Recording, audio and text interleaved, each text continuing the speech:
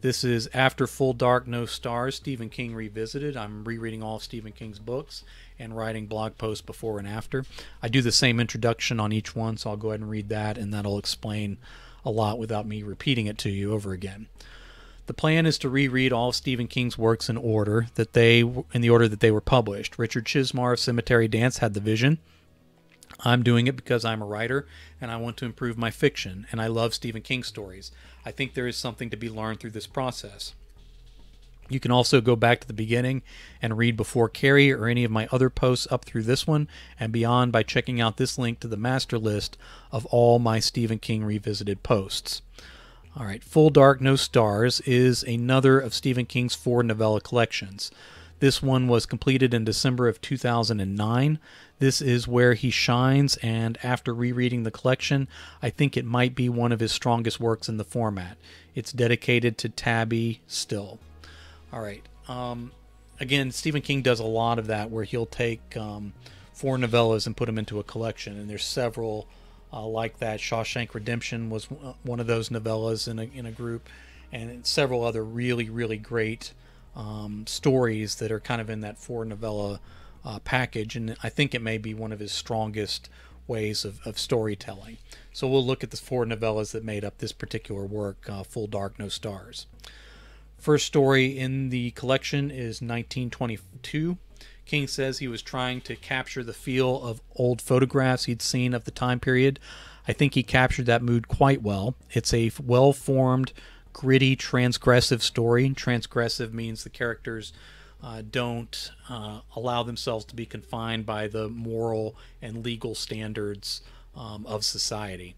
Most of the stories in this collection are transgressive. Our main characters or co-main characters in all these tales walk a thin line between morality and savagery.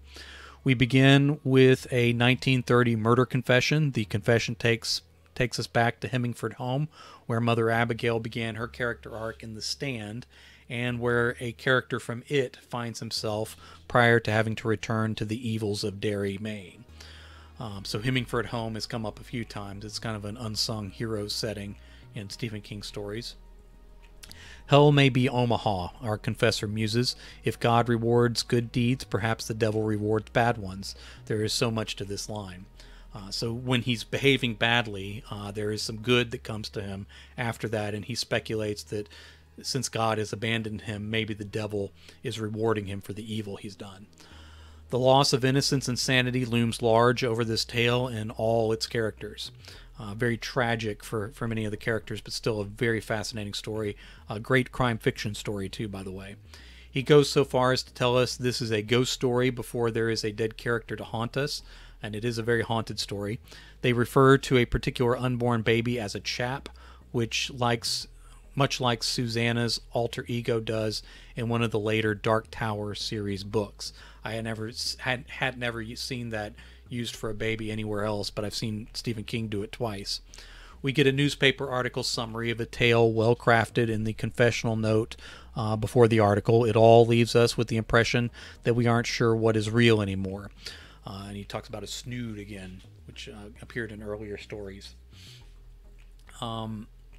It's something Stephen King did a lot in his early days, and he still leans on it a little bit now, where he'll have like newspaper articles kind of tell part of the story as exposition. I'm not sure it's the greatest thing in the world, but it's kind of a habit he's had since the 70s. But overall, 1922 is a really powerful story. A great mood tale as well. All right, we're looking at Big Driver. This one's a little rough. I forgot a lot of the intricacies of this particular story. This is a rough one involving tough taboos that are often written poorly and ham-handedly by lesser authors. So Stephen King touches on some very sensitive topics in this one, in what will end up being a revenge tale. King pulls off a skilled story that would likely be covered in trigger warnings if released today. In the afterword, he is apologetically unapologetic about the heavy nature of the darkness he put us through in this collection of stories, and maybe in this story in particular. He does offer to walk us back into the light once the journey is finished. Excuse me just a second.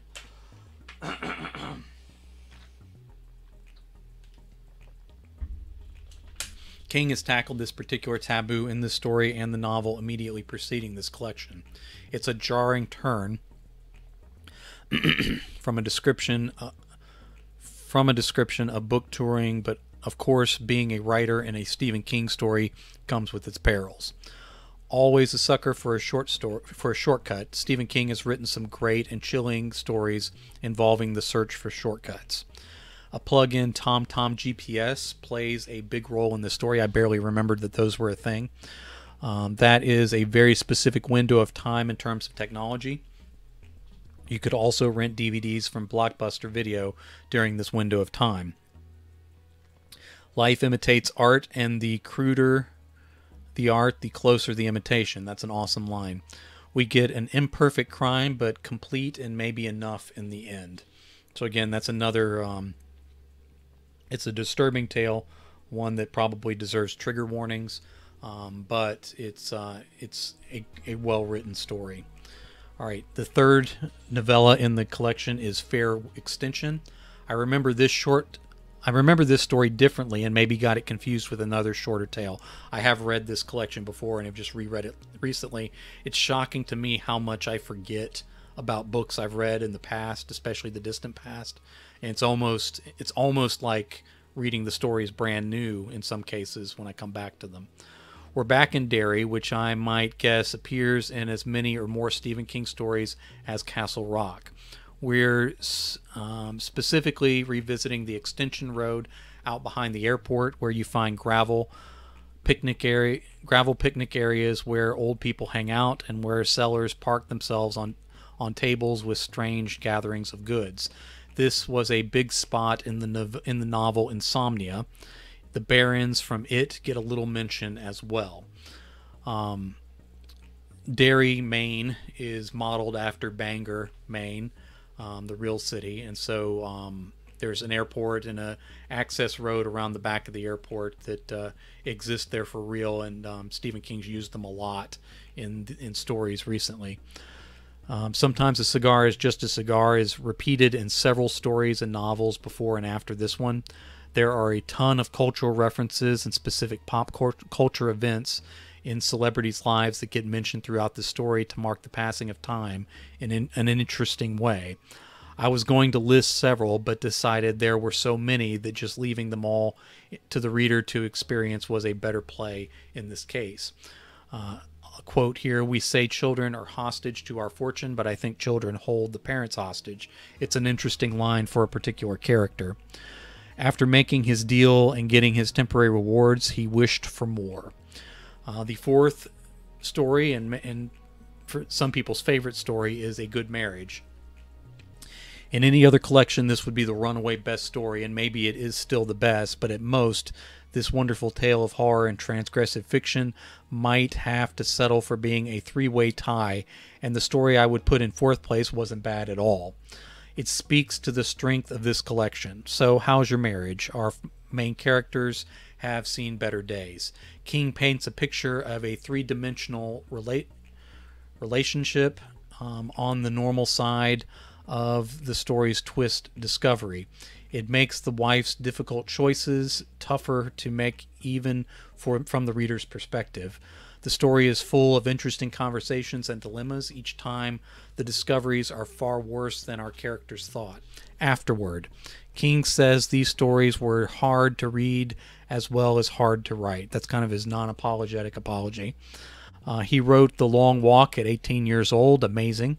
He says from this point forward, he always took fiction seriously. He has trouble with writers who don't.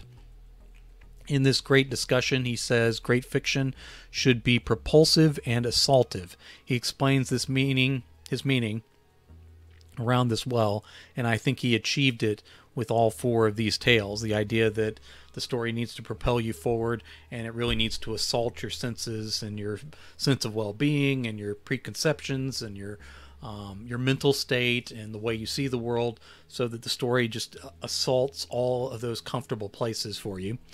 The book might be worth getting because of this essay, aside from the four amazing, propulsive, assaultive stories it offers. My next post in this series will be 11/22/63, which will be linked to the master list of all my Stephen King Revisited posts. And I'll post that in chat here real quick.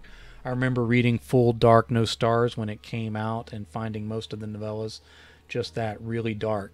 Yeah, he didn't pull any punches with any of these, and the more I think about it, the more I think it may be one of his closest to perfect collections, in the sense that every story stands out really, really well. So it's not like you got one great one, a couple okay ones, and then one you could do without. I'd say there's three really strong stories in there, and one that's in fourth place, but isn't a bad story itself. So I think this may be a hidden gem of Stephen King's as